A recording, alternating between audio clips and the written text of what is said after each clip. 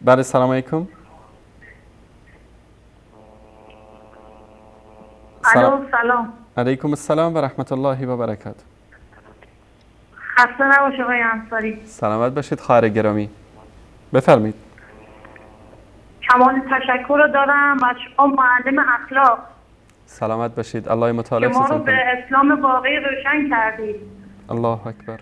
که از این زندان کفر و گناه که این آخوندهای رافضی به نام شرک و خرافات، حرفهای دروغین که درونش گیر کرده بودیم، به یاری الله متعال و به برکت برنامه توحیدی شما نجات پیدا کردیم. الله اکبر. خیلی ممنون و تشکر. خیلی ممنون. سلامت باشید خواهر گرامی. سلامت باشید.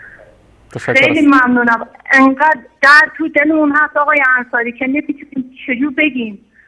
الله متعال حفظتون کنه. خدا لعنتشون کنه. اون جانشین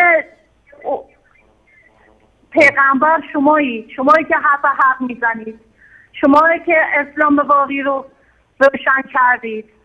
الله اکبر. خیلی ممنونم آقای انصاری. سپاسگزارم. الله متعال یار و نگهدار شما باشه. سلامت باشید خواهر گرامی. الله متعال سعادت دنیا و آخرت نصیبتون کنه. تشکر از تماستون. خیلی ممنون. خدا نگهدار. خدا نگهدار شما.